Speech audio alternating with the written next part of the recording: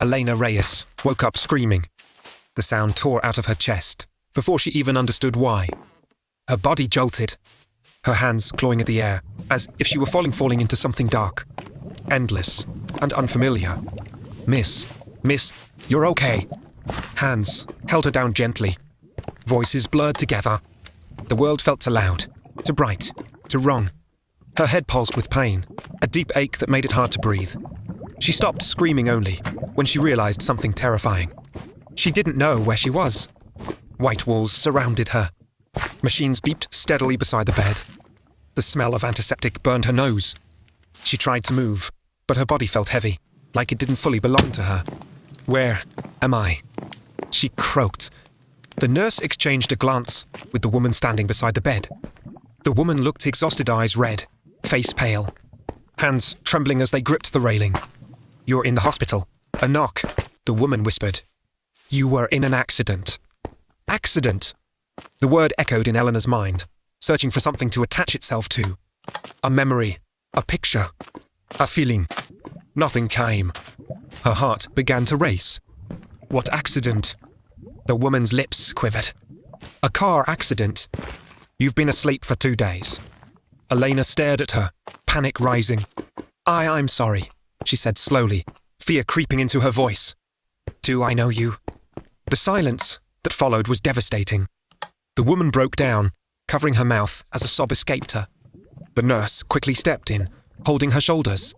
Elena, the nurse said carefully, do you know your name? Elena Reyes, she answered immediately. The relief she felt was short-lived. Good, the nurse nodded. Do you know how old you are?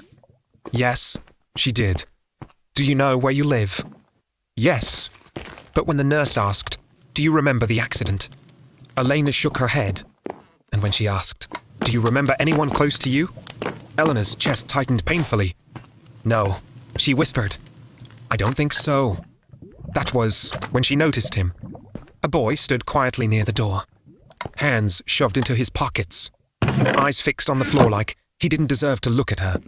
He hadn't moved, hadn't spoken, but somehow his presence felt heavier than anyone else's. She frowned slightly. Who's that? The woman sobbed harder. The nurse turned slowly. That's Lucas. Lucas lifted his head then. Their eyes met. Something inside Elena twisted sharp and sudden, like a string pulled too tight. Her heart skipped, not with recognition, but with a strange ache she couldn't explain. He smiled at her. It wasn't a happy smile.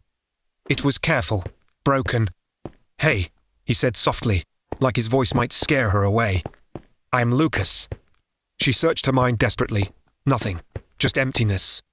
I'm sorry, Elena said, hating the words as they left her mouth. I don't remember you. Lucas nodded, as if he had expected that, as if he had already practiced accepting it. That's okay, he said. I'm just glad you're awake. Something about the way he said it made her throat tighten. The doctors explained everything later about retrograde amnesia, about how trauma could steal years of memories while leaving the rest untouched. They told her she might remember again, or she might not. Everyone cried except Lucas. He stayed by her side through the explanations, through the tests, through the silence but never too close, never crossing a line she didn't know existed. That night, after everyone left, Elena stared at the ceiling, wide awake. She felt like a ghost, living in someone else's life. She didn't know who she had been.